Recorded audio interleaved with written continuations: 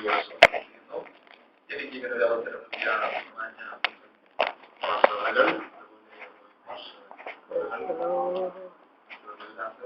നല്ല ഗാനങ്ങൾ പാടി എല്ലാവർക്കും അറിയിക്കുന്നു. എന്റെ പേര് സുരേഷ് എന്നാണ്. ഹിന്ദു ബാക്ക്ഗ്രൗണ്ടിൽ നിന്ന് 2003 മഹാദൈവത്തിന്റെ കൃപയാൽ രക്ഷിക്കപ്പെടാൻ ജ്ഞാനപ്പെട്ടതിന് ശേഷമാണ് പോൾ എന്നൊരു പേരായിരുന്നു. ക്രിസ്ത്യൻ ഫീൽഡിൽ സുരേഷ് പോൾ എന്നാണ് അറിയപ്പെടുന്നത്. 2003 രക്ഷിക്കപ്പെട്ട് 2007 ന്യൂയിൻ ചർച്ചോടുള്ള ബന്ധത്തിൽ സഭാചാരെടുത്തു. അതിനുശേഷം ഇതുവരെയും വേദിയിലായിരിക്കുന്നു. 3 വയസ്സുമായ ഒരു കുഞ്ഞുകൊണ്ട് കർത്താവ് ഞങ്ങളെ ദൈവത്തോടെ ആരോഗ്യത്തോടെ ബലപ്പെടുന്നു. രാത്രി ചിന്തന ദൈവവചന ചിന്തയ്ക്ക് ആധാരമായി പത്രോസ് എഴുതിയ 2-ാം ലേഖനം 3-ാം അധ്യായം 18-ാം വാക്യങ്ങൾക്ക് വായിക്കാം. പത്രോസ് എഴുതിയ 2-ാം ലേഖനം 3-ാം അധ്യായം 18-ാം വാക്യങ്ങൾക്ക് വായിക്കാം. കൃപയിലും നമ്മുടെ കർത്താവിന്റെ യേശുക്രിസ്തുവിന്റെ വ്യജ്ഞാനത്തിലും വളരുകയും അവനെ ഇപ്പോഴും എന്നേക്കും മഹത്വം. ആമേൻ. ഒരു നിമിഷം കണ്ണടയ്ക്കാം. പിതാവേ, ഞങ്ങളുടെ തുറക്കപ്പെട്ട പുസ്തകം പോലെ ഞങ്ങളുടെ ഹൃദയം ഇഷ്ടം ഞങ്ങളുടെ മനസ്സിലേക്ക് ഞങ്ങളെ അറിയുവാൻ, ഞങ്ങളെ അനുഗ്രഹിക്കുന്ന ദൈവത്തെ അറിയുവാൻ, ഞങ്ങളിലേക്ക് ഞങ്ങളെ ഒന്ന് ഞങ്ങളുടെ ആഴങ്ങൾ ഞങ്ങൾ മനസ്സിലാക്കി അവയെ മാറ്റേണ്ടതുമായി ക്രിസ്തുവിന്റെ പൂർണ്ണതയിലേക്ക് ദൈവം ഞങ്ങളെ നടത്തുന്ന വലിയ മാറ്റം, പുതുക്കം, ചൈതന്യം എല്ലാം ഞങ്ങളുടെ പകരുന്നു. പഠനമുറിയിൽ നിന്ന് പഠിച്ചതല്ല, പ്രാർത്ഥനാമുറിയിൽ നിന്ന് പ്രാപിച്ചത് ദൈവജനത്തോട് ഇതിന്റെ ശബ്ദത്തെ കർത്താവ് നിയന്ത്രിക്കുന്നു. ചില മഹത്വം കൽപ്പിക്കുന്നു. വചനത്തിന്റെ വാക്കിൽ വളരെ പ്രാർത്ഥനയോടെ ആയിരിക്കാം. കൃപയിലും നമ്മുടെ കർത്താവിന്റെ രക്ഷിതാവുമായ യേശു ക്രിസ്തുവിന്റെ പരിജ്ഞാനത്തിലും വളരുവിൻ. അവൻ ഇപ്പോഴും എന്നേക്കും മഹത്വം. അവൻ 2 മേഖലകളിൽ വളരണമെന്ന പരിശുദ്ധാത്മാവ് ഇവിടെ പത്രോസിലൂടെ പറഞ്ഞിരിക്കുന്നു. 2 മേഖല. ഒന്ന് കൃപയിൽ വളരുക, 2 പരിജ്ഞാനത്തിൽ വളരുക. ആത്മീക വളർച്ച എന്ന് പറഞ്ഞൊരു പദം ബൈബിളിൽ ആത്മീക വളർച്ച എന്ന് പറഞ്ഞ പദമില്ലെങ്കിലും അതിന് സമാനം എടുക്കുന്ന വേറെ പദമാണ് ആത്മീക വർധനം. ആത്മീക വർധനം, വളർച്ച, വർധനവ് ഇവ തമ്മിലുള്ള വ്യത്യാസമാണ്. നിങ്ങൾ എല്ലാവരും വളരെ ആത്മീക വളർച്ച ആഗ്രഹിക്കുന്ന അതുകൊണ്ട് തന്നെ വളരെ പ്രാർത്ഥനയോടെയായിരിക്കണം. ദൈവവചനമാണ് നമ്മെ ജീവിപ്പിക്കുന്നത്, ദൈവവചനമാണ് നമ്മെ ശക്തീകരിക്കുന്നത്, ദൈവവചനമാണ് നമ്മെ ബലപ്പെടുത്തുന്നത്, ദൈവവചനമാണ് നമ്മെ ശക്തീകരിക്കുന്നത്. ഹല്ലേലൂയ. കാരണം യാക്കോബിന്റെ ലേഖനം 1:18 നാം അവന്റെ സൃഷ്ടികൾ ഒരുവിധ മാധ്യമലമാക്കേണ്ടതിന് അവന്റെ ഇഷ്ടഭേദമായി സത്യത്തിന്റെ വചനം താൻ നമ്മെ ജനിപ്പിച്ചിരിക്കുന്നു. നാം ജനിച്ചത് ദൈവവചനത്തിലാണ്. പത്രോസ് 2:2 ഇപ്പോൾ ശിശുക്കളെ പോലെ രക്ഷയ്ക്കായി വളരുവാൻ വചനമെന്ന മായമില്ലാത്ത പാൽ കുടിപ്പാൻ വാഞ്ചിക്കുന്നു. വചനത്തിൽ ജനിച്ച കുഞ്ഞു വളരുന്നതും വചനമെന്ന മായമില്ലാത്ത പാല് കുടിച്ചാണ്. പാല് കൊടുത്ത് വളർത്തുന്നതിന് പ്രായപ്പെട്ട് 2-2.5 വയസ്സ് കഴിഞ്ഞാൽ കുഞ്ഞുങ്ങൾക്ക് അധികം പാല് കൊടുക്കാൻ പാടില്ല. കട്ടിയായിട്ടുള്ള ആഹാരം കൊടുത്ത് ഒരു വളർത്തണം. അതുകൊണ്ട് ഇരമ്യാ പ്രവചനം 15:16 പറയുന്നു, ഞാൻ നിന്റെ വചനത്തെ കണ്ടെത്തി ഭക്ഷിച്ചിരിക്കുന്നു. കട്ടിയായിട്ടുള്ള ആഹാരം കഴിക്കാൻ പ്രാപ്തനായ ദൈവത്തിന്റെ വചന വ്യക്തിക്ക് ഭക്ഷണമാണ്. അങ്ങനെ ദൈവവചനമാണ് വളർത്തുന്നത്. ഇരമ്യാ പ്രവചനം 15:16 എഴുതുന്നത്, ഞാൻ നിന്റെ വചനത്തെ കണ്ടെത്തി. വചനം കട്ടിയായിട്ടുള്ള ആഹാരം കഴിക്കാൻ പ്രാപ്തനായ ദൈവത്തിന്റെ വചന വ്യക്തിക്ക് ഭക്ഷണമാണ്. സംഘത്തിന് 119:38 വാക്യത്തിൽ എഴുതിക്കുന്നു, നിന്നോടുള്ള ഭക്തിയെ വർദ്ധിപ്പിക്കുന്നതായ നിന്റെ വചനത്തെ നിവർത്തിക്കണമേ. ഒരു ദൈവവചനത്തിന്റെ ഭക്തിക്ക് വർധനമുണ്ടാകുന്നത് ദൈവവചനത്തിലൂടെയാണ്. സംഘത്തിന് 119:42 വാക്യത്തിൽ എഴുതിക്കുന്നു, നിന്റെ വചനത്തിൽ ഞാൻ ആശ്രയിക്കൊണ്ട് എന്നെ നിന്ദിക്കുന്നതോട് ഉത്തരം പറവാൻ ഞാൻ പ്രാപ്തനാകും. ഒരു ദൈവവേദന ആരെങ്കിലും നിന്ദിച്ചാൽ നിന്ദിച്ചവരോട് ഉത്തരം പറവാൻ നമ്മെ പ്രാപ്തരാക്കുന്ന ദൈവത്തിന്റെ വചനമാണ്. സംഘത്തിന് 119:50 വാക്യത്തിൽ എഴുതിക്കുന്നു, നിന്റെ വചനം എന്നെ ജീവിപ്പിച്ചിരിക്കുന്നത് എന്റെ കഷ്ടതയിൽ എനിക്ക് ആശ്വാസമായി. ഒരു ദൈവത്തിന്റെ കഷ്ടതയിൽ ആശ്വാസം ദൈവത്തിന്റെ വചനമാണ്. സംഘത്തിന് 119:133 എഴുതിക്കുന്നു, എന്റെ കാലടികളെ നിന്റെ വചനത്തിൽ സ്ഥിരമാക്കണമേ, യാതൊരു നീതികളും എന്നെ ഭരിക്കരുതേ. ഒരു ദൈവത്തിന്റെ സ്ഥിരത ദൈവവചനത്തിലാണ്. സംഘത്തിന് 119:147 എഴുതിക്കുന്നു, ഞാൻ ഉദയത്തിനും എഴുന്നേറ്റ് പ്രാർത്ഥിക്കുന്നു, നിന്റെ വചനത്തിൽ ഞാൻ പ്രത്യാശ വെക്കുന്നു. ഒരു ഭക്തന്റെ പ്രത്യാശ ദൈവവചനത്തിലാണ്. സംഘത്തിന് 119:160 എഴുതിയിരിക്കുന്നു, നിന്റെ ന്യായപ്രമാണത്തോട് പ്രിയമുള്ളവർക്ക് മഹാസമാധാനമുണ്ട്, അവർക്ക് വീഴ്ചയ്ക്ക് സംഗതി ഏതുമില്ല. പ്രമാണത്തോട് പ്രിയമുണ്ടോ, സകല ബുദ്ധികളും ദൈവസമാധാനത്താൽ ദൈവം നമ്മളെ നിറയ്ക്കും. സദൃശവാക്യം 16:20 പറയുന്നു, തിരുവചനം പ്രമാണിക്കുന്ന നന്മ കണ്ടെത്തും. ദൈവവചനം അനുസരിച്ചാൽ ദൈവത്തിന്റെ നന്മകൾ നമുക്ക് ലഭിക്കും. റോമർ 10:17 പറയുന്നു, ആകയാൽ വിശ്വാസം കേൾവിയാലും കേൾവി വചനത്തിൽ വരുന്നു. വിശ്വാസം ദൈവവചനത്തിലൂടെയാണ് വരുന്നത്. സങ്കീർത്തനം 120 പറയുന്നു, അവൻ തന്റെ വചനത്തെ ചൊല്ലി സൗഖ്യമാക്കി. രോഗസൗഖ്യം ദൈവവചനത്തിലൂടെയാണ് വരുന്നത്. ഹല്ലേലൂയ. കരമൊഴിച്ച് കർത്താവിനെ സ്തുതിച്ചേ എന്ന് പറഞ്ഞാൽ സ്തുതിക്കാൻ വ്യവസ്ഥയില്ല. സങ്കീർത്തനം 120 അവന്റെ വചനത്തിന്റെ ശബ്ദം കേട്ട് അവന്റെ ആജ്ഞയനുസരിക്കുന്ന വീരന്മാരെ അവന്റെ സകല ദൂതന്മാരായുള്ളവരെ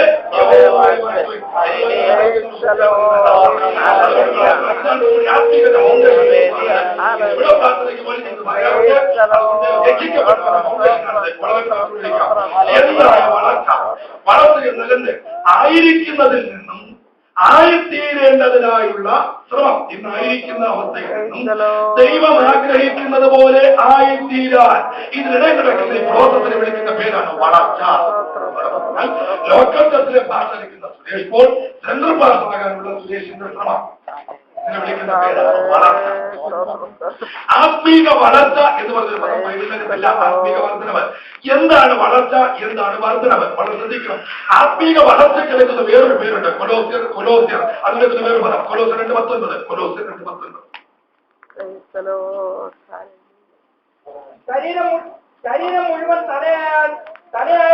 ശരീരം മുഴുവനും ശരീരം മുഴുവൻ സന്ധികളാലും ഞരമ്പുകളാലും ചൈതന്യം ലഭിച്ചും ഏകീഭവിച്ചും ദൈവികമായ വളർച്ച പ്രാപിക്കുന്നു. ഇതൊന്നും എന്തെന്നോലെ ചിരിക്കാതെ വേണ്ട. ഒരിക്കൽ ട്രിവാൻഡ്രത്ത് BMC ഒരു കൺവെൻഷൻ ഒരു വിവാഹ ശുശ്രൂഷ വിഭാഗമായി വിവാഹ ശുശ്രൂഷ നടന്നപ്പോൾ അടുത്ത സെൻട്രൽ പാസ് പറഞ്ഞു, ഇപ്പോൾ ജേക്കബ് ചെറിയാൻ മുമ്പോട്ട് കടന്നു വന്ന് 45 സംഘത്തിന് വായിച്ച് സഹായിക്കുന്നു. അദ്ദേഹം വെച്ചു ബൈബിൾ കോളേജിൽ BD ഒക്കെ എടുത്തിട്ട് വന്നതാണ്. BD എന്ന് എനിക്കറിയില്ല. ഞാനോട് നമ്മൾ ഇടയ്ക്ക് എന്നോട് ചോദിച്ചു, യുവാൻ വേണ്ടി ചോദിച്ച ഒരാൾ ചോദിച്ചു, ഭാഷ പേടിയുണ്ടോ? ഞാൻ എന്റെ പേടിയൊന്നുമില്ല, നീയുണ്ട്.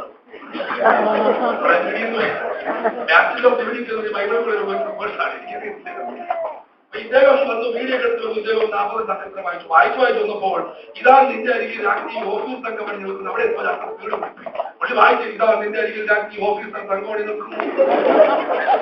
അപ്പോഴൊന്നും വന്നില്ലല്ലോ. ശരീരം മുഴുവൻ യുക്തമായി ചേർന്ന് ഏകീഭവിച്ചും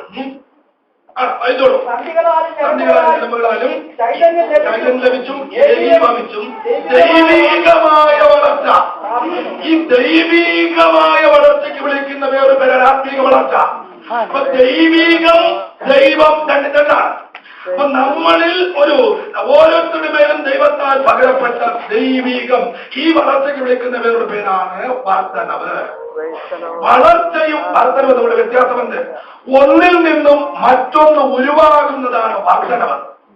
വളർച്ച നടന്നവർ നിലയ്ക്കുന്നത് ഏതുമില്ല, വളരുമാറാക്കുന്നത് ദൈവം. വളർത്തുന്നത് നമ്മൾ വളർച്ച ഒരിക്കലും വരുത്തേണ്ടതല്ല, ഉണ്ടാക്കേണ്ടതല്ല, അത് ദൈവത്താൽ വരേണ്ടതാണ്. എന്നാൽ വർധനവ് വരുത്തേണ്ടതാണ്. കാരണം യൂദ 1:20, യൂദ 1 ഉള്ളൂ, യൂദ 20 എടുക്കുന്നു. നിങ്ങളോ പ്രിയമുള്ളവരെ, നിങ്ങളുടെ അതിവിശുദ്ധ വിശ്വാസത്തെ ആധാരമാക്കി നിങ്ങൾക്ക് തന്നെ ആത്മീക വർധന വരുത്തിയും ആത്മീക വർധന വരുത്തണം. വളർച്ച ദൈവത്താൽ വരേണ്ടതാണ്. അപ്പോ ഇത് മനസ്സിലാക്കണം. ചിലർക്ക് എല്ലാവർക്കും വളരണമെന്ന് ആഗ്രഹമുണ്ട്, പലരും വളരുന്നില്ല. ആത്മീകമായ ഒരുപാട് വളർച്ച പലർക്കും ആഗ്രഹമുണ്ട്, പക്ഷെ വളരുന്നില്ല. അതിന്റെ കാരണം എന്താണ്? അപ്പോൾ ആവർത്തന പുസ്തകം 8:5 ആവർത്തനം 8:5 പറഞ്ഞില്ല. ആവർത്തനം 8:5 ഒരു മനുഷ്യൻ തന്റെ മകനെ ശിക്ഷിച്ചു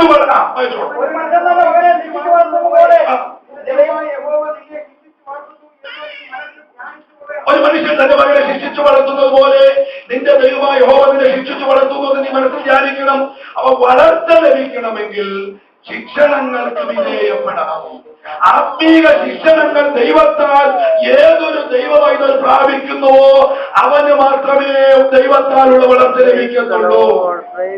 ഒരു മനുഷ്യൻ തന്റെ മകനെ ശിക്ഷിച്ചു വളർത്തുമ്പോൾ ശിക്ഷയുണ്ടോ, വളർച്ചയുണ്ട്. ചിലരും ഇത് എത്ര തെറ്റിയതാൽ ഒരു കുഴപ്പവുമില്ല. അവർ എങ്ങനെ വേണോ ജീവിച്ചാൽ അവർക്ക് ഒരു കുഴപ്പമില്ല. കാരണം ഇത് വേറൊന്നുമല്ല, അവർ ലിസ്റ്റിലില്ല. ലിസ്റ്റിലുണ്ടോ നിന്നെ അടിച്ചിരിക്കും. അതുകൊണ്ട് എപ്പോഴും നമ്മൾ സിൻസിയറായിട്ട് കർത്താവിനോട് പറയണം, കർത്താവേ അവൻ ഞാൻ ഏത് തെറ്റും ചെയ്താലും എന്നെ ന്യായമായ ശിക്ഷിച്ചു വളർത്തണം. ഈ വളർച്ച വർധനവിന് വേണ്ടിയാണ്. എഫെസ്യ ലേഖനം 4:16 ശരീരം മുഴുവനും ശുദ്ധമായി ചേർന്നും ഏകീഭവിച്ചും ഓരോ അംഗത്തിന്റെ അതത് വ്യാപാരത്തിന് ഒത്തവണ്ണം ഉദവി ലഭിക്കാനുള്ള ഏത് സ്നേഹത്തിലുള്ള വർധനയ്ക്കായി അവനിൽ നിന്നും വളർച്ച പ്രാപിക്കുന്നു. അപ്പോ സ്നേഹത്തിലുള്ള വർധനയ്ക്കായി അവനിൽ നിന്നും വളർച്ച. അപ്പോ വളർച്ച വർധനവിന് വേണ്ടിയാണ്. വളർച്ച വർധനവിന് വേണ്ടിയാണ്. എല്ലാവരെയും കർത്താവ് ശിക്ഷിക്കത്തില്ല. ദൈവത്തിന് പ്രയോജനപ്പെടും എന്നുള്ള വ്യക്തികളുണ്ട്. അവരെ കർത്താവ് പ്രിയമുള്ളവരെ സ്നേഹമുള്ളവരെയൊക്കെ ശാസിച്ചു വളർത്തുന്നതായി ബൈബിളിന് വ്യക്തമായി മനസ്സിലാക്കി. വെളിപ്പാട് 3:18-19 വാക്യം എഴുതിയിരിക്കുന്നു. എനിക്ക് പ്രിയമുള്ളവരൊക്കെ ഞാൻ ശാസിക്കുകയും ശിക്ഷിക്കുകയും ചെയ്യുന്നു. എബ്രായർലേഖനം 12 എഴുതിക്കുന്നു. കർത്താവിനെ സ്നേഹിക്കുന്നവരെ ശിക്ഷിക്കുന്നു. സദൃശവാക്യം 3-7-8 താഴോട്ട് വായിച്ചിരുമ്പോൾ എഴുതിക്കുന്നു. മകനെ കർത്താവിന്റെ ശിക്ഷ നീ നിരസിക്കരുത്. ഹല്ലേലൂയ. അപ്പൊ എല്ലാവരെയും കർത്താവ് ശിക്ഷിക്കത്തില്ല. ദൈവത്തിന് പ്രയോജനപ്പെടുന്നത് ആഗ്രഹമുള്ള ദൈവത്തിന്റെ സ്പെഷ്യൽ ഗൈഡൻസ് ഉള്ള ചിലരെ ദൈവം അവൻ സമർപ്പിച്ചു കൊടുക്കുന്നവരെ ശിക്ഷണത്തിലൂടെ ദൈവം വളർത്തും. വളർച്ചയ്ക്ക് പ്രധാനമായി 2 കാര്യങ്ങൾ നമ്മൾ ദൈവത്തിന് കൊടുക്കണം. ഒന്ന് നമ്മുടെ സമയം, 2 നമ്മുടെ ശ്രദ്ധ. സമയം, ശ്രദ്ധ, ഇത് 2ഉം ദൈവത്തിന് നമ്മൾ കൊടുത്തിരിക്കണം. ഹല്ലേലൂയ. ശ്രദ്ധ എന്ന് പറഞ്ഞ പദത്തിന്റെ ക്രിസ്തീയ ജീവിതത്തിൽ വളരെ പ്രാധാന്യമുണ്ട്. ദൈവവചനം കേൾക്കുകയല്ല, ദൈവവചനം ശ്രദ്ധിക്കുക. അപ്പോസ്തലപ്രവൃത്തികൾ 16:13. അപ്പോസ്തലപ്രവൃത്തികൾ 16:13.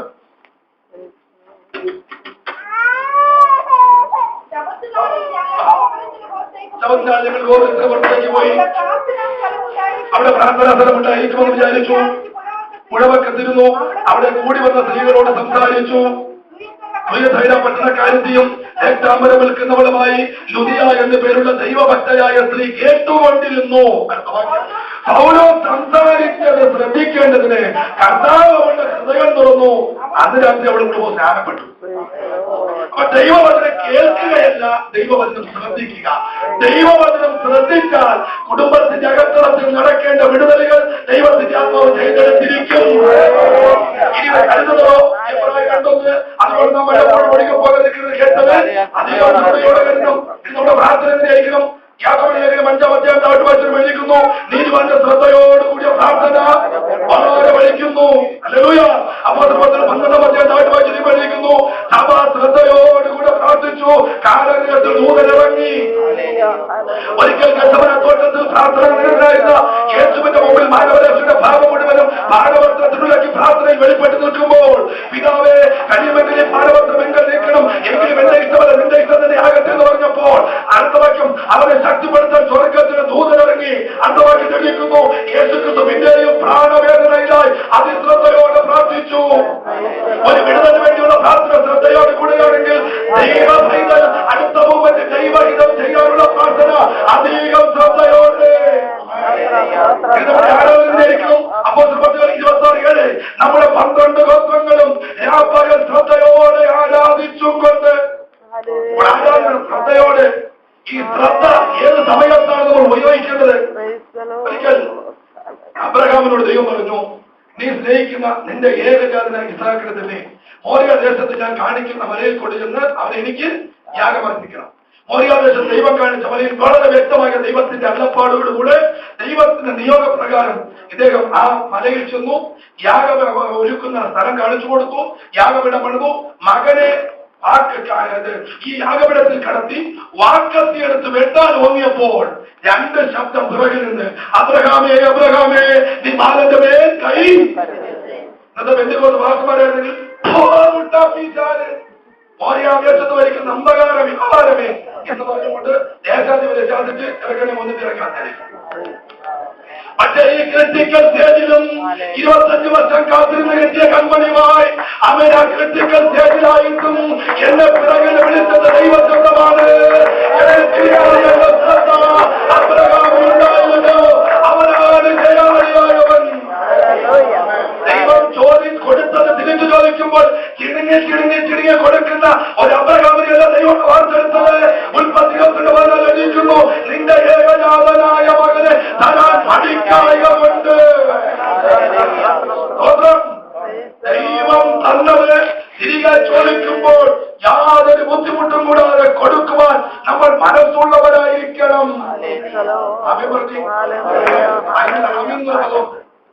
വെച്ചിരിക്കുന്ന 2 മണിക്ക് ആഹാരം കഴിച്ച് കേസ് കൊടുക്കരുത്. ഈ തല്ലിയൊക്കെ വെച്ചൊരു സാധനമല്ല. ബൈബിളിൽ ശരിയായിട്ടൊരു കാര്യം പറഞ്ഞാൽ അങ്ങനെ തന്നെ എന്ന് പറയാൻ പറ്റിയിരിക്കുന്നു. വളർച്ചയ്ക്ക് ഒന്ന് ശ്രദ്ധ, രണ്ട് സമയം. ഇത് രണ്ടും നമുക്കില്ല എന്ന് നമ്മൾ ഒരിക്കലും പറയുന്നത്. രണ്ടും നമ്മൾ കൊടുത്താൽ മാത്രമേ വളർച്ച നടക്കത്തുള്ളൂ. ഒരിക്കലും ദൈവികമായ വളർച്ച ഒരുവൻ നടക്കുമ്പോൾ അനുകൂല സാഹചര്യങ്ങളിലല്ല അവന്റെ വളർച്ച ദൈവത്താൽ നടക്കുന്നത്. ജീവിതത്തിൽ പിടിച്ചു നിൽക്കാൻ പറ്റാത്ത പ്രതികൂലങ്ങളും വിപരീത സാഹചര്യങ്ങൾ, മാനസിക സമ്മർദ്ദങ്ങൾ, ഇതിലൂടെ ഓരോ ഭക്തനെയും ദൈവം കടത്തിവിടുമ്പോൾ മനസ്സിലാക്കണം, അതിലൂടെയാണ് ദൈവം തന്റെ വളർച്ച ആ പൈതലിലൂടെ ദൈവം ചെയ്തെടുക്കുന്നത്.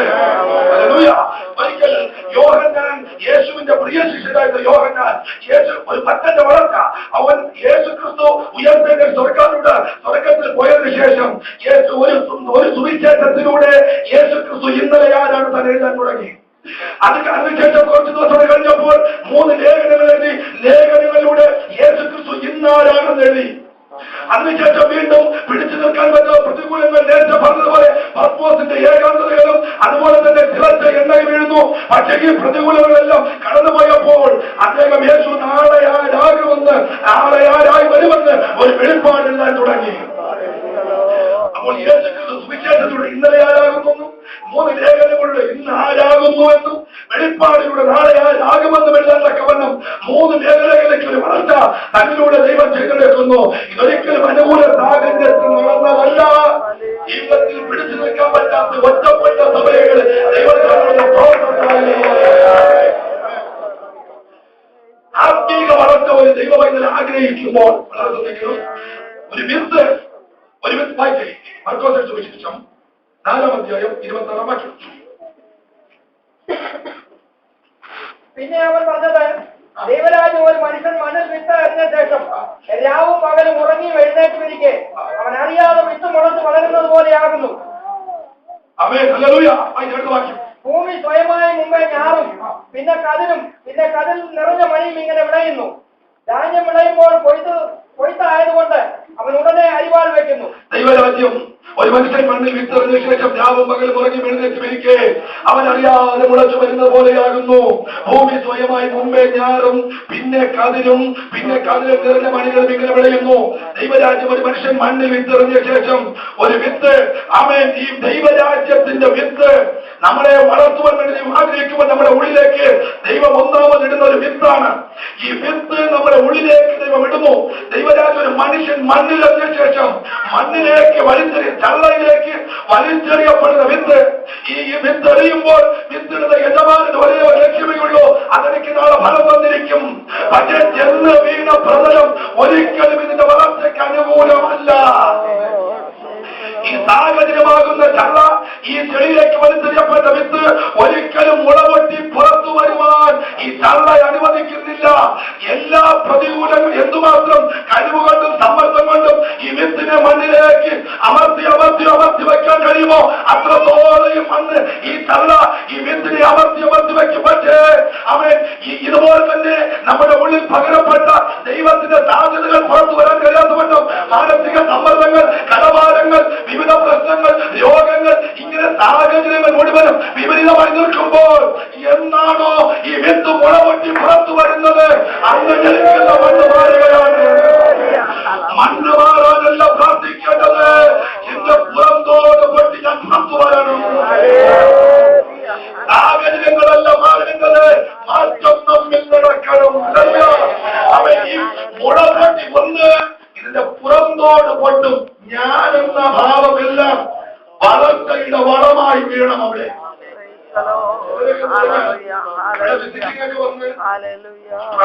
ജോലിയില്ലാതെ ഒരു സാമ്പത്തിക വഴിയില്ലാതെ ഇറങ്ങി സഭയിൽ വന്ന് പ്രാർത്ഥിക്കാൻ പറയും. നമ്മളെല്ലാം കൂടെ ഉപവസിച്ച് പ്രാർത്ഥിച്ച് ജോലിയൊക്കെ വാങ്ങിച്ചു കൊടുത്ത് ഇന്നൊരു നല്ല നിലയിലായി, നല്ല വണ്ടിയായി, നല്ല മാന്യതയായി, നല്ല ഭാര്യയെ കിട്ടി, നല്ല കുഞ്ഞുങ്ങളായി, നല്ല സിറ്റുവേഷൻ, നല്ല ഫ്ലാറ്റ് കിട്ടി, എല്ലാം കിട്ടി. ഇപ്പൊ ഭാഷ പഠിച്ച് പ്രൈസോട് പറഞ്ഞു കഴിഞ്ഞാൽ പ്രൈസലോടെന്നല്ല, മുമ്പ് നല്ല പ്രൈസോട് പറഞ്ഞു, ഇപ്പൊ പ്രൈസോട് എന്ന് പറയും. ഇവിടെ വന്ന് സാധാരണ വിശ്വാസത്തിൽ വന്നുകൊണ്ടിരുന്നപ്പോൾ ആമേന്ന് പറഞ്ഞില്ല, ആമേന്ന് പറഞ്ഞുകൊണ്ടില്ല. ഇപ്പൊ ആമേനല്ല, മനസ്സിലായി. എവിടെക്കൂടെയോ അവരറിയാതെ ഒരു അഹങ്കാരം വന്ന് യോഹന്നാൻ പറഞ്ഞു, ഞാനോ കുറയണം, അവൻ വളരണം. എന്നാൽ പൗലോസ് പറയുന്നു, ഇനി ഞാനല്ല, ക്രിസ്തുവേ എന്നിൽ ഞാനെന്ന എല്ലാ ഭാവവും ക്രിസ്തുവിൽ പറയപ്പെട്ട് അവൻ ക്രിസ്തു എന്റെ എന്റെ അന്തരാത്മാവിൽ വെളിപ്പെട്ട ക്രിസ്തു എല്ലാമായി വെളിപ്പെട്ട് നിൽക്കുന്ന ഒരു ആത്മതലം. ഹല്ലേലൂയ. ദൈവമേ, ഇന്ന് നമുക്ക് ലഭിച്ചിരിക്കുന്ന എല്ലാ മാന്യതകളും പദവികളും നന്മകളും എല്ലാം ദൈവത്തിൻ്റെതാണ്. നമുക്ക് പുകഴുവാനോ അഹങ്കരിക്കുവാനോ ഒന്നില്ലാതെ സാധ്യതകളില്ല. ദൈവത്തിന് ഫലം കൊടുക്കാൻ ഗ്രാമം ഒരു വിഷയമല്ല. ദൈവത്തിന് ഫലം കൊടുക്കാൻ വിദ്യാഭ്യാസം ഒരു വിഷയമല്ല. ദൈവത്തിന് ഫലം കൊടുക്കാൻ ഒരു വിഷയമല്ല. കാരണം ഗ്രാമ വിഷയമായിരുന്നെങ്കിൽ എന്നെ വിളിക്കേണ്ട കാര്യമില്ല. വിദ്യാഭ്യാസ വിഷയമായിരുന്നെങ്കിൽ 1996 9th ഫിനാലെ വെച്ച് തുടങ്ങുമ്പോൾ എന്നെ സ്കൂളിൽ നിന്ന് പുറത്താക്കിയതാണ്. 1996 9ാം ക്ലാസ്സിൽ 3ാം കൊല്ലം പഠിച്ചുകൊണ്ട് എന്നെ സ്കൂളിൽ നിന്ന് പുറത്താക്കിയതാണ്. 3ാം ക്ലാസ്സിലൂടെ ഫൈനൽ ഒറ്റ ഇയറേ ഉള്ളൂ. 1ാം വർഷം എന്റെ ടീച്ചറിന്റെ പുഷ്പം പേരിട്ടു, അവരുടെ ഇരുത്ത്. 2ാം വർഷം വന്ന ടീച്ചറിന് സുവിധം കിട്ടു, അവരും അവിടെ ഇരുത്തി. 3ാം വർഷം വന്ന ടീച്ചറിന് ശില്പ ഷെട്ടി എന്നിട്ടു, അവരുടെ വീട്ടിലിട്ട് പൊക്കോളാൻ പറഞ്ഞു. ഞാനൊക്കെ വെള്ളം ടീച്ചറില്ല പറഞ്ഞിട്ട് 3 കൊല്ലം പഠിച്ചാണ്. ഇനി കുടുംബമഹിമ നോക്കിയിട്ടോ വേദനാട്ടി നോക്കിയിട്ടോ വിളിക്കുന്നത് എന്നെ വിളിക്കേണ്ട കാര്യമില്ല. കാരണം RSS, BJP, ശിവസേന അവസാനം PDPയിലും കണ്ണീരായി നല്ലതായിട്ട് 2 കളരി അഷ്ടമടയിൽ കളരിക്കൽ വീട്ടിൽ ജനിച്ചു. കളരി പഠിച്ചു, 2 അഷ്ടമട കളരി പഠിച്ചു. കൊട്ടേഷന് കൊടുത്തും കൊണ്ടും കൊടുത്തും രണ്ടാമത്തെ വൈകിട്ട് ഒരെണ്ണം പോലും കൊടുക്കാൻ പറ്റില്ല. അതവരെ തകൽ നിർത്തൂലല്ലോ. ഇങ്ങനെ പെന്തക്കോസ്തുകാരെന്ന് പറഞ്ഞാൽ എന്റെ കണ്ണിൽ വേറും നികൃഷ്ടമായി ഞാൻ കഴിഞ്ഞ കൂട്ടരായിരുന്നു. അവരെ എവിടെ വെച്ച് കണ്ടാലും തല്ലുകയും കൺവെൻഷൻ വേദിയിൽ നിന്നും പാവം പെന്തക്കോസ്തുകാരെ പിടിച്ചിറക്കി അടിച്ചിട്ടുണ്ട്. അത്രമാത്രം മ്ലേച്ഛതയിൽ ജീവിച്ചു. കണ്ട കേസിനെ കിടക്കുകയാണ്. ഇത്രമാത്രം മ്ലേച്ഛതയിൽ ജീവിച്ചു. ജീവിതത്തിൽ സമാധാനമില്ല, സന്തോഷമില്ലാതെ അലഞ്ഞ് തിരിഞ്ഞ് പാർട്ടിക്ക് വേണ്ട 22ാമത്തെ വയസ്സിൽ പാർട്ടിക്ക് വേണ്ട, നാട്ടുകാർക്ക് വേണ്ട, സ്വന്തം വീട്ടുകാർക്കും വേണ്ട, ആർക്കും ഉപയോഗമില്ലാത്തൊരു ജീവിതമായതുകൊണ്ട് മരിക്കാൻ തീരുമാനിച്ചു. ഒരു ബസ് സ്റ്റോപ്പിൽ നിൽക്കുന്ന എന്നെ ദേവോമയനായ കർത്താവ് ഒരു അഭിഷിക്തനെ വെളിപ്പാട് കൊടുത്തുകൊണ്ടേക്കുമ്പോൾ അങ്ങനെ മഹാദൈവത്തിന്റെ കൃപയാൽ അന്ന് അദ്ദേഹം എന്നോട് സുവിശേഷം എന്റെ ഭവനത്തിൽ കൊണ്ടുപോയി. അവൻ അങ്ങനെ സുവിശേഷം കേട്ടെന്ന് ദൈവത്തിന്റെ കൃപയാൽ യേശുവിന്റെ സ്നേഹം അറിയാനിടയായി. അങ്ങനെ ബൈബിൾ കോളേജ് പഠിക്കാൻ പോയി. കുറച്ച് ദിവസം ഒരു സ്ഥലത്ത് പഠിച്ചു. ഭക്ഷണമൊന്നുമില്ലാതെ അലഞ്ഞ് ഭിക്ഷക്കാലായി നടന്നു. അങ്ങനെ ലെവലിൽ ജീവിച്ചത് കൊണ്ട് ബൈബിൾ കോളേജിൽ 3 നേരത്തെ ഭക്ഷണം മുടങ്ങാതെ കിട്ടുന്നു. ഓരോരുത്തർക്കും ഓരോ ശുശ്രൂഷ ആത്മാർത്ഥമായി നമ്മൾ കഴിച്ചു. അവർ ഒത്തുവാക്യങ്ങളും കൊണ്ട് നമ്മളെ ഭിന്നിപ്പിച്ചു. ഒത്തുവാക്യം സഹിക്കാൻ ഒത്തുവാക്യങ്ങളോ നിങ്ങളിവിടെ കൊണ്ടുവന്നത് നിന്റെ പെരുവറം വരെ നടക്കാനല്ല എന്ന് പറഞ്ഞുകൊണ്ട് വാക്യങ്ങൾ തന്നു. ഇവിടെ ഞാൻ തീരുമാനിച്ച കർത്താവേ, നിന്റെ ദാസന്മാർ ഒരിക്കലും എന്നെ പഠിച്ചൊരു പാസ്സാകാൻ സമ്മതിക്കുന്നു. ഞാനിവിടെ ഇറങ്ങുകയാണ്. പക്ഷെ പ്രിൻസിപ്പളിനെ അടിച്ചിട്ടേ പോകും. പ്രിൻസിപ്പളിനെ അടിക്കാൻ തീരുമാനിച്ചു. ഒരു ബൈബിൾ കോളേജ് അങ്ങനെ പ്രിൻസിപ്പൾ അടിക്കാൻ തീരുമാനിച്ചു. ലാസ്റ്റ് ക്ലാസ്സിൽ ഇരിക്കുമ്പോൾ അന്ന് പ്രിൻസിപ്പൾ വന്നില്ല. പകരത്തിന് വേറൊരു ദിവസം വരികയാണ്. അദ്ദേഹം എന്റെ സ്ലേറ്റ് വിളിക്കുന്ന ഓർമ്മ കണ്ടിട്ട് പറഞ്ഞു, മോനെ, നീ കാറ്റ് വിളയ്ക്കുന്നാണ്, നീ ചുഴലിക്കാറ്റ് ഒയ്യും. ഈ വാക്യത്തിൽ ഉറച്ചു ചെന്നു. ഇവിടത്തെ ക്രൂര പീഡനം കൊണ്ടുപോയി ഞാൻ കർത്താവിനോട് പറഞ്ഞു, കർത്താവ് എന്തായാലും ഓക്കെ അടിക്കുന്നെങ്കിൽ അടിക്കണ്ട, ശരി വിളയ്ക്കുന്ന കൊയ്യോ, ഇനി എനിക്ക് അടിക്കാൻ പറ്റില്ല, അതുകൊണ്ട് അടിക്കില്ല. പക്ഷേ ഇവിടെ ഞാൻ പഠിക്കുന്നില്ല. അന്ന് തന്നെ തൊട്ടടുത്ത് കൂടെ പഠിച്ചൊരു സഹോദരൻ തിരുവല്ല നല്ലക്കട 7 മറ്റൊരു സ്ഥലത്ത് ഒരു ബൈബിൾ കോളേജ് നമ്പർ തന്നു. അവിടെ ഞാൻ വിളിച്ചു. മഹാദൈവത്തിന്റെ കൃപയാൽ പ്രിൻസിപ്പളിനോട് സാക്ഷി പറഞ്ഞു, എനിക്കിവിടെ പഠിക്കാൻ കഴിയത്തിൽ എന്തെങ്കിലും സാധ്യതയുണ്ടെന്ന് ചോദിച്ചപ്പോൾ അദ്ദേഹം പറഞ്ഞു, പെട്ടെന്ന് വണ്ടിയിൽ കയറി വന്നോളാൻ പറഞ്ഞു. ഞാൻ അവിടെ ചെന്നു. ദൈവ സ്നേഹത്തിന്റെ ആഴം എന്തെന്ന് ആ ബൈബിൾ കോളേജിലെ പ്രിൻസിപ്പൽ അവിടുത്തെ ഗ്രഹനാഥൻ എന്നെ പഠിപ്പിച്ചു. ഹല്ലേലൂയ. അവിടെ എന്നെ ചെന്നോടെ തന്നെ ഞാൻ കമ്പനെന്നോ വെളുമ്പനെന്നോ ഒന്നും നോക്കിയില്ല. എന്നെ കെട്ടിപ്പിടിച്ച് വിശുദ്ധയുമനം തന്നു. ഒരു മകനെ വളർത്തുന്ന പോലെ വളർത്തി. 3-4 മാസം നന്നായിട്ട് പഠിച്ചു വളർന്നു. 4 മാസം കഴിഞ്ഞപ്പോൾ അന്ന് ബൈബിൾ 30 അധ്യായം 50 ഡെയിലി 30-50 അധ്യായം ബൈബിൾ വായിക്കും.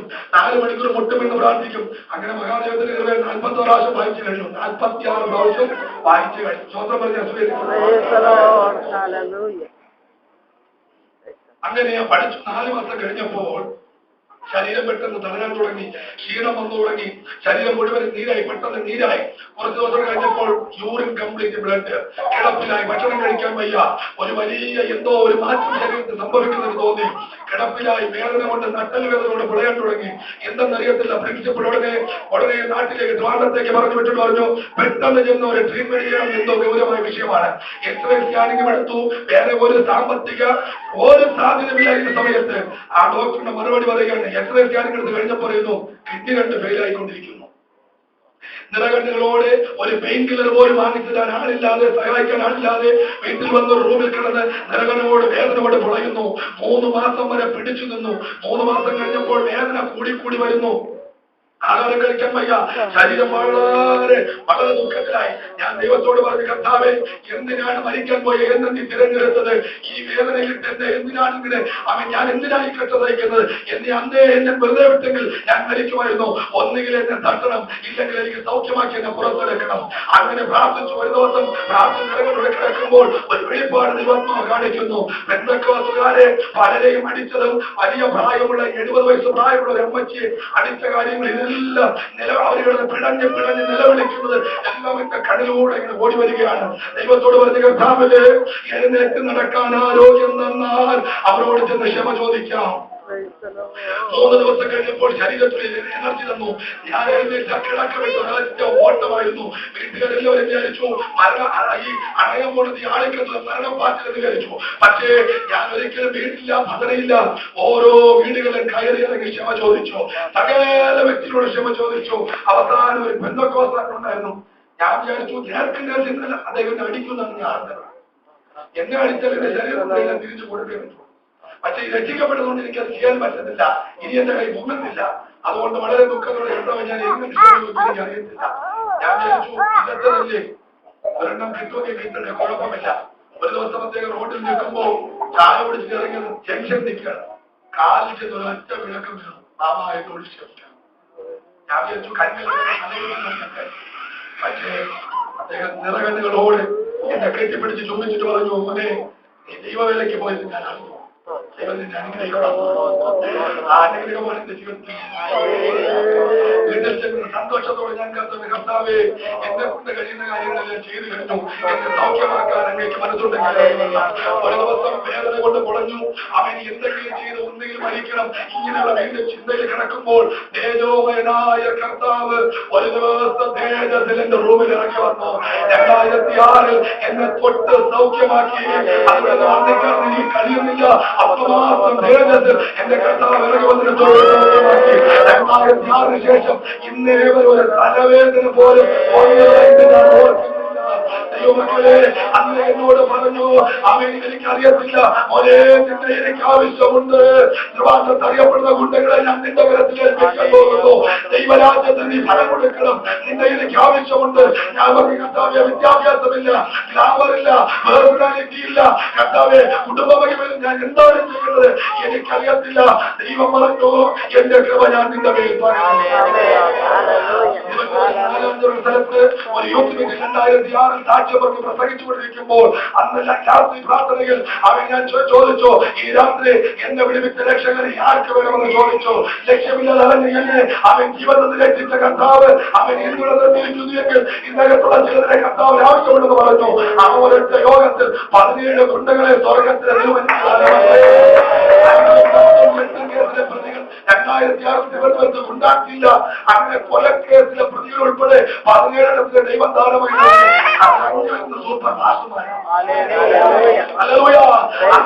ദൈവത്തിന് വേണ്ടി പ്രയോജനപ്പെടാൻ തുടങ്ങി. ഏത് മീറ്റിംഗിൽ പ്രസംഗിക്കാൻ പോയാലും അവൻ 100 കണക്കിന് ആത്മാക്കൾ രക്ഷിക്കപ്പെടുന്നത് എന്റെ കണ്ണാലെ കാണാൻ കഴിഞ്ഞു. 100 കണക്കിന് ശിഷ്യന്മാരുണ്ട്. അവൻ 7ാമത്തെ വർഷമാണ് പാർശ്വ ശുശ്രൂഷയിൽ. ദൈവമക്കളെ, അവൻ ദൈവം നമ്മെ അവൻ വിപരീത സാഹചര്യങ്ങളിലൂടെ കടത്തിവിടുമ്പോൾ തിരിച്ചറിയുക അവന്റെ പിന്നെ ദൈവത്തിന് മകത്തായ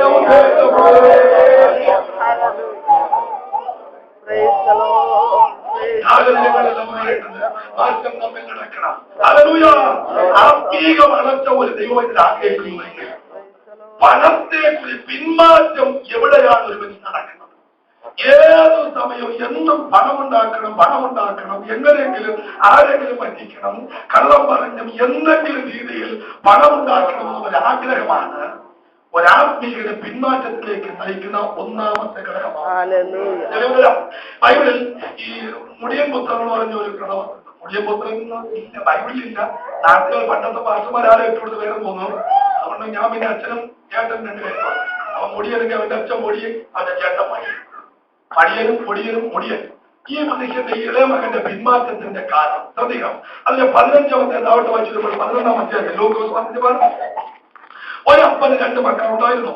അത് അവരിൽ ഇളയവൻ അപ്പനോട് ഒറ്റ വിളിയാണ്, അപ്പാ വസ്തുവിൽ എനിക്ക് വരേണ്ടുന്ന 10 ചോദിക്കണമെങ്കിൽ കുറഞ്ഞത് 18 മുതൽ 25 വയസ്സ് വരെ നമ്മളെ കെട്ടിപ്പിള്ളേർക്ക് ഞരമ്പ് രോഗം തുടങ്ങും. 18 വയസ്സ് വരെ. ഈ 18 വയസ്സ് വരെ ഇവൻ ഇന്നേ വരെ അപ്പനോട് സുഖമാണോ എന്ന് ചോദിച്ചിട്ടില്ല. അവൻ 18 വയസ്സ് വരെ പിതാവിന്റെ ഈ അപ്പന്റെ വീട്ടിൽ നിന്ന് ലൈഫ് എൻജോയ് ചെയ്ത് എന്റെ ദൈവമേ എന്തെല്ലാം സന്തോഷങ്ങളുണ്ടായിരുന്നു. പക്ഷേ ഈ സന്തോഷത്തിന് ആരാധനയും പാട്ടും നൃത്തവും എല്ലാം ഉണ്ടെങ്കിലും അവന്റെ കണ്ണ് വസ്തുവിലായി. ഒന്നാമത് ചോദിച്ചപ്പോൾ എന്ത് വന്നു? വസ്തു വന്നു. മെറ്റീരിയൽസിൽ നമ്മുടെ കണ്ണ് എന്നാണോ പതിയുന്നത് അന്ന് തുടങ്ങി നമ്മുടെ പിന്മാറ്റം. കഴിഞ്ഞ ആഴ്ചയിൽ ഇന്നലെ ഒരു യോഗത്തിൽ പങ്കെടുത്തു. വലിയ സഭയായിരുന്നു. അവിടെ ഏതോ ഒരു വലിയ പണക്കാരനുണ്ടായിരുന്നു. പ്രസംഗിച്ചുകൊണ്ടിരിക്കുമ്പോൾ ഞാൻ പറഞ്ഞു, നിനക്കുള്ളത് വിറ്റ് ദരിദ്രം കൊടുക്കാൻ ആത്മാവ് പറയുന്നതാണ്. നിനക്കുള്ളത് വിറ്റ് പണക്ക പ്രവർത്തനങ്ങൾ കേട്ടിട്ടുണ്ട് ഒരുപാട്. ദൈവം നിന്നെ മരിക്കാൻ പോകുന്നു, മഞ്ഞുമല ഒരുക്കി മാറുന്നതാണ്, അയിത്തമല വരുന്ന സ്ഥലത്തേക്ക് ദൈവം നിന്നെ അയക്കുന്നു എന്നൊക്കെ നമ്മൾ കേട്ടിട്ടുണ്ട്. പക്ഷെ നിനക്കുള്ളത് വിറ്റ് ദരിദ്രം കൊടുക്കാൻ പറഞ്ഞു ഇന്നേ നമ്മൾ കേട്ടിട്ടില്ല. ഞാൻ ദൈവത്തിന് മുഖത്ത് പറയണം, നിനക്കുള്ളത് വിറ്റ് ദരിദ്രം കൊടുക്കാൻ ആത്മാ പറയുന്നു. എന്റെ ദൈവമേ തിരിച്ച് തുള്ളിച്ചാടി നോക്കാൻ പറഞ്ഞിട്ട് നമ്മൾ അപ്പോഴും ആടിയതാണ്. പിന്നെ എപ്പോഴും പോയെന്നറിയില്ല. ഇന്നേ വരുന്നൊരു പ്രവചനം നമ്മൾ കേട്ടില്ല. അപ്പോൾ മനസ്സിലാക്കണം, പണം പണം പണം പണം ഉണ്ടാക്കണമെന്നുള്ള നമ്മുടെ ആഗ്രഹം അത് വിടണം. നമ്മൾ പെന്തക്കോസ് പലരും പെന്തക്കോസുകാർ പലരും രക്ഷിക്കപ്പെട്ട് ദൈവകൃപയിൽ നിൽക്കുന്നു എന്ന് പറയുന്ന പലരും ആരാധനയ്ക്ക് വരുന്ന ഒന്നാമത്തെ കാരണം രോഗം വരരുത്, രോഗം ഉണ്ടെങ്കിൽ രോഗം മാറണം, കടം വരരുത്, കടം മാറണം, വിസ ശരിയാക്കണം, ഇപ്പോഴുള്ള ജോലിയിൽ നിന്ന് സാലറി കൂടുതൽ കിട്ടണം, ബാക്കിയുള്ള തടസ്സങ്ങൾ മാറണം, മക്കളുടെ കാര്യങ്ങൾ നടക്കണം. ഇങ്ങനെയുള്ള കുറെ ഒരു ഭൗതികമായ കുറെ കാര്യങ്ങൾ എങ്ങനെയെങ്കിലും നടന്നു കിട്ടാൻ വേണ്ടിയാണ് അവിടെ നിന്ന് ഓടിക്കളിച്ച് നമ്മൾ വേറെ ലാപ്ടോപ്പിൽ അവൻ ജിപ്പയും കോഴ്സും കൂടെയൊക്കെ വാരി കുഴച്ച് പറക്കിയിട്ട് ഇവിടെ വന്ന് നമ്മൾ കൈവൊക്കിയൊക്കെ ആരാധിക്കുമ്പോൾ നമുക്ക് തന്നെ അറിയാം ഉടലോട്ട് വരെ പോകുന്ന ധാരണ. പക്ഷേ നിത്യത കാണത്തില്ല. അവർ എന്നെ സ്നേഹിച്ചത് കൊണ്ടാണ് അയോഗ്യരായിരുന്ന എന്റെ നാശകരമായ കുടിയിൽ കുടഞ്ഞ ആഗ്രഹം തേടി വന്നത് കൊണ്ടാണ് കർത്താവേ ആരാധിക്കുന്നത്. കാര്യസാധനത്തിന് ഓടി വരുന്ന സ്ഥലമല്ല സഭ. ദൈവത്തിന് വേണ്ടി ഫലം കൊടുക്കാൻ നമ്മൾ തയ്യാറാകട്ടെ. ആഗ്രഹങ്ങളെല്ലാം മാറട്ടെ, മാറ്റം തമ്മിൽ നടക്കട്ടെ. ഏത് കെട്ടും അഴിക്കാനുള്ള തുമ്പ് കെട്ടിലുണ്ട്. എത്ര വലിയ കെട്ട് നമുക്കുണ്ടെങ്കിലും അത് അഴിക്കാനുള്ള തുമ്പ കെട്ടിലുണ്ട്. ഹല്ലേലൂയ. 430 വർഷത്തെ മിസ്രൈമിലെ ബന്ധനം ഒരൊറ്റ രാത്രി കൊണ്ട് നമ്മുടെ കർത്താവ് അഴിച്ചു. 440 വയസ്സ് പ്രായമുള്ള മുടന്തന്റെ ബന്ധനം യേശു ഒരു സെക്കൻഡ് കൊണ്ട് അഴിച്ചു. 38 വർഷം കുളക്കടയിൽ കിടന്ന രോഗബന്ധനം യേശു സെക്കൻഡ് കൊണ്ട് അഴിച്ചു. 18 വർഷം കൂലിയായ സ്ത്രീയുടെ രോഗബന്ധനം യേശു സെക്കൻഡ് കൊണ്ട് അഴിച്ചു. 12 വർഷം രക്തസ്രാവ രോഗമുള്ള സ്ത്രീയുടെ രോഗബന്ധനം യേശു സെക്കൻഡ് കൊണ്ട് അഴിച്ചു. ഹല്ലേലൂയ. അവൻ 40 ദിവസത്തെ ബന്ധനം കർത്താവ് അഴിച്ചു. അവൻ 4 ദിവസത്തെ ലാഭത്തിന്റെ ബന്ധനം കർത്താവ് അഴിച്ചു. 4-ാമത്തെ ബന്ധനം എന്റെ കർത്താവ് അഴിച്ചു. ബന്ധനങ്ങളെ നമുക്ക് പഴക്കമുണ്ടെങ്കിൽ യേശു വാക്കുകൾ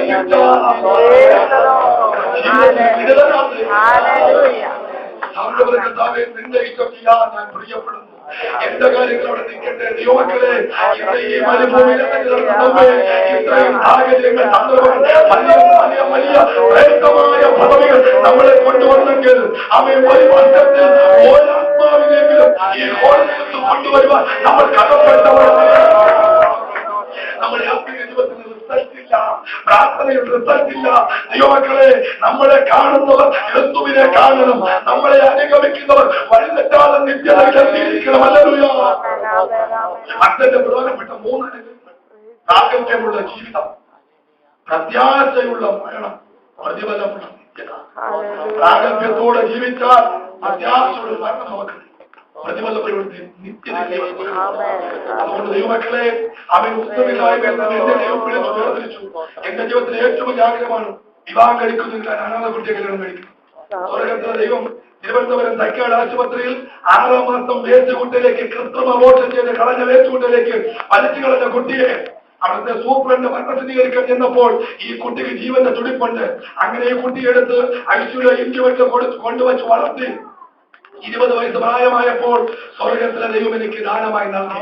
ആർക്കും വേണ്ടാതെ വേസ്റ്റുകുട്ടിയിലേക്ക് വലിച്ചെറിഞ്ഞ കുട്ടിയാണ് അവൻ. സ്ത്രീധനമൊന്നും വാങ്ങിച്ചില്ല, എനിക്ക് സ്വന്തമായി വലിച്ചെറിഞ്ഞ സ്ഥലമില്ല, വീടില്ല, വസ്തുവില്ല, ഒന്നുമില്ല.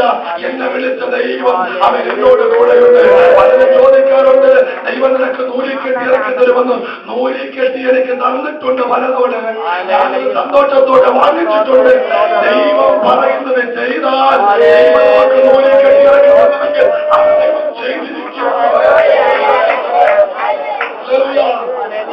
മറുപടിയില്ലാതെ 2014 ഈ അവസാന നിമിഷങ്ങൾ പോലും ഡ്രസ് വാങ്ങിക്കുന്ന ചന്തയിൽ നിന്ന് പഴം തുണി വാങ്ങിച്ചിട്ട് സുവിശേഷ വേലയ്ക്ക് പോകുന്നത്. ഹല്ലേലൂയ.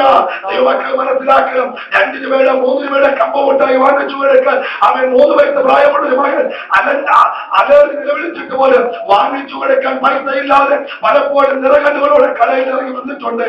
പദ്ധതിയില്ല. എന്നെ വിളിച്ചത് എനിക്ക് ഈ പ്രതികൂലങ്ങളിലൂടെ എല്ലാം എന്നെ കടത്തിവിടുമ്പോൾ എനിക്കൊരു കാര്യം ഉറപ്പായിരുന്നു. ദൈവമേ, നിന്റെ മേൽ അതിനെ ഓവർകം ചെയ്യാൻ കൃപ എന്റെ ദൈവം തരും. ഇന്ന് ഏത് സ്ഥലത്ത് പോയാലും ആത്മാക്കളെ നേടേണ്ട വലിയ കൃപ എന്റെ ദൈവം നൽകിയിട്ടുണ്ട്.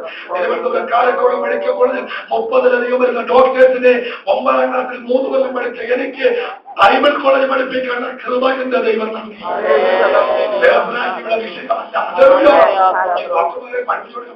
പിള്ളേർക്ക് ഞാൻ കാത്തിരിക്കുന്നുണ്ട് ഒരു ബുദ്ധിമുട്ടാണ്.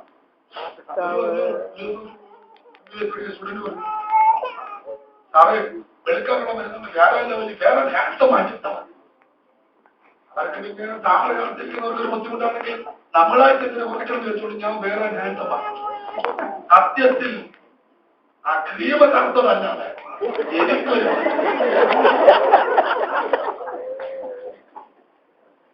ഞാൻ പിന്നെ തീരുമാനിച്ചു. ദൈവത്തോട് ചോദിച്ചു, കർത്താവേ, എന്താണ് ഇതിന് പോംവഴി? പിന്നെ ഒരു വെളിപ്പാട് ദൈവം ഇവിടെ പൊന്നും കൊടുത്തിരുന്നില്ലാണ് പൊട്ട്. ഇന്നേ വരെ പൗർണോ പ്രായോ ഒന്നും അടിച്ചിട്ടില്ല. ദൈവത്തിന്റെ വലിയ കാര്യങ്ങൾ നമ്മളോട് വലിയ കാര്യങ്ങൾ ചെയ്യാനാണ് ദൈവം നമ്മളെ വലിയ കാര്യങ്ങൾ നമ്മളെ ഏൽപ്പിച്ച് നമ്മളെ ആക്കിയിരിക്കുന്ന സ്ഥലത്ത് നമ്മൾ വിശ്വസ്തരല്ലെങ്കിൽ ഒരു പകരക്കാരനെ ആ സ്ഥലത്ത് കൊണ്ടുവയ്ക്കണം. സങ്കീർത്തനം 80-ന്റെ 8-ാം വാക്യത്തിൽ എഴുതിയിരിക്കുന്നു, നീ മിസ്രൈമിൽ ഒരു മുന്തിരിവള്ളി കൊണ്ടുവന്നു, ജാതികളെ നീക്കി അതിനെ നട്ടു. അപ്പോ ദൈവം നമ്മെ നട്ടത് ആരൊക്കെയോ ഫലം കൊടുക്കാൻ പറ്റാതിരുന്ന സ്ഥലത്ത് അവരെ പിഴുതുകളാണ് എന്നെ നിങ്ങളിവിടെ കൊണ്ടുവന്നത്. നമ്മൾ ദൈവത്തിന് ഫലം കൊടുക്കാത്തൊരു ജീവിതമാണെങ്കിൽ നമ്മെയും എടുത്തു മാറ്റിയിട്ട് ഒരു പകരക്കാരനെ അവിടെ കൊണ്ടുവയ്ക്കാൻ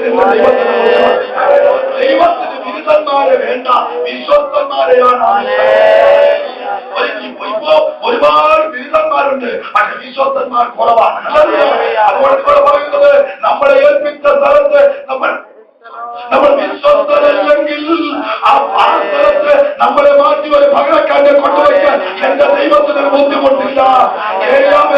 ആകാശത്തിന്റെ കിളികൾ നടക്കാൻ നിനക്ക് ശക്തി ഉണ്ടായിരിക്കാം. കർമ്മേൽ പർവ്വതത്തിൽ തീരുമാനം ഉത്തരവരുന്ന ഒരു ദൈവത്തെ നിനക്ക് വെളിപ്പെടുത്താൻ കഴിഞ്ഞേക്കാം.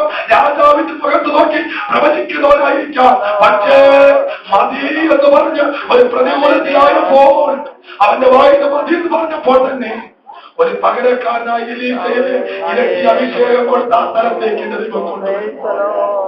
ദൈവമക്കളെ, നമ്മുടെ ആത്മീക ജീവിതത്തിൽ നമ്മളെ ഏൽപ്പിച്ച സ്ഥലത്ത് പ്രതികൂലം വരുമ്പോൾ മതി കർത്താവ് എന്ന് പറഞ്ഞാൽ ആ സ്ഥലത്ത് ഒരു പകരക്കാരനെ കൊണ്ടുവയ്ക്കാൻ എന്റെ ദൈവത്തിന് ബുദ്ധിമുട്ടില്ല.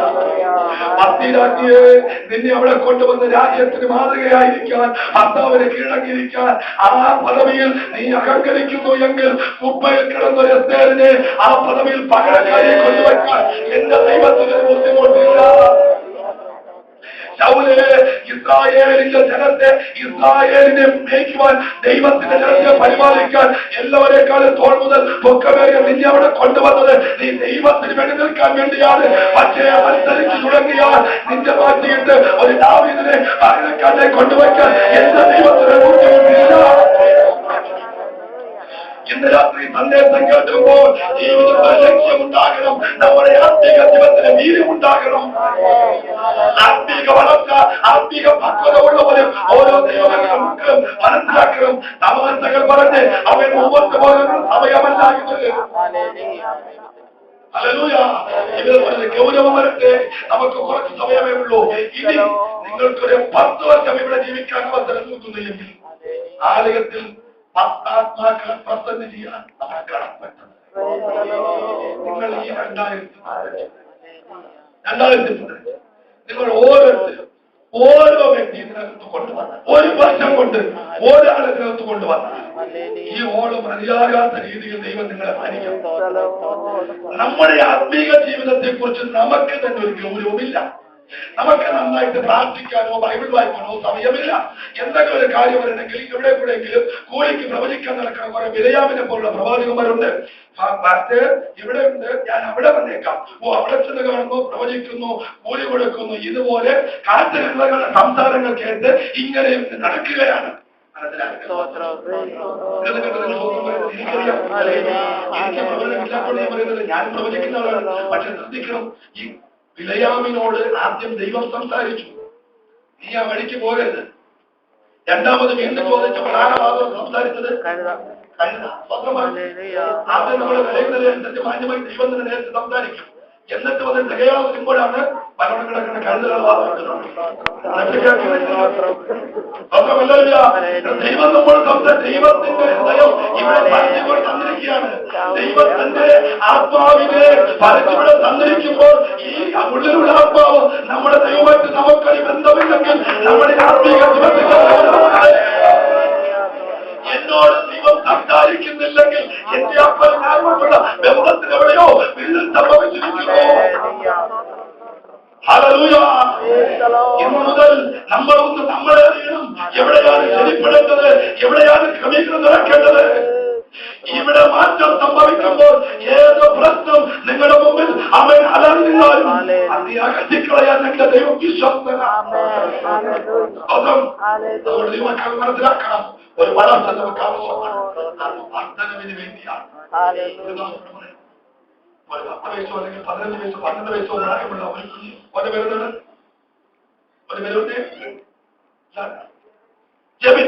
ജെബിനോട് ചോദിക്കുന്നു, അവൻ അച്ഛനാണോ എന്ന് ചോദിച്ചാൽ അവൻ അച്ഛനല്ല. പക്ഷെ അവൻ അച്ഛനാകത്തില്ലേ, അവൻ വളരും. ജെബിൻ എന്ന് പറഞ്ഞ മകൻ അമ്മയുടെ ഉദരത്തിൽ എന്നാണോ പുറത്തു വന്നത്, അന്ന് തന്നെ മറ്റൊന്ന് ഉരുവാക്കേണ്ട എല്ലാ സാധ്യതകളോട് കൂടെയാണ് അവൻ അമ്മയുടെ ഉദരത്തിൽ പുറത്തു വന്നത്. പക്ഷെ മറ്റൊന്ന് ഉരുവാകണമെങ്കിൽ ജെബിൻ വളരണം. ഇതുപോലെ വീണ്ടും ജനനമെന്ന പ്രോസസ് എന്നിലും നിങ്ങളിലും ദൈവത്താൽ സംഭവിച്ച നാളിൽ തന്നെ മറ്റൊന്ന് ഒഴിവാക്കേണ്ട എല്ലാ സാധ്യതകളോടും കൂടെയാണ് വീണ്ടും ജനനം എന്നിലും ദൈവത്താൽ സംഭവിച്ചത്. ആ പ്രോസസ് ദൈവത്താൽ നടക്കണമെങ്കിൽ നമ്മൾ വളരണം. ഇന്ന് രാത്രി കർത്താവേ, എനിക്കൊരു വളർച്ച ആവശ്യമാണ്.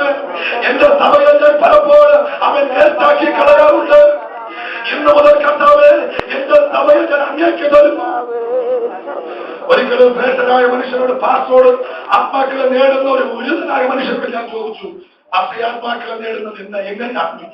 അദ്ദേഹം പറഞ്ഞു, കൂടുതൽ സമയം ആത്മാവിൽ പ്രാർത്ഥിച്ച് ദൈവത്തിന് വേണ്ടി നിന്റെ സമയം ചെലവഴിക്കുന്നു. ഞാൻ പറഞ്ഞു, വർഷങ്ങളെ എനിക്ക് അത്രമാത്രം സമയം ചെലവഴിക്കാൻ കിട്ടുന്നില്ല.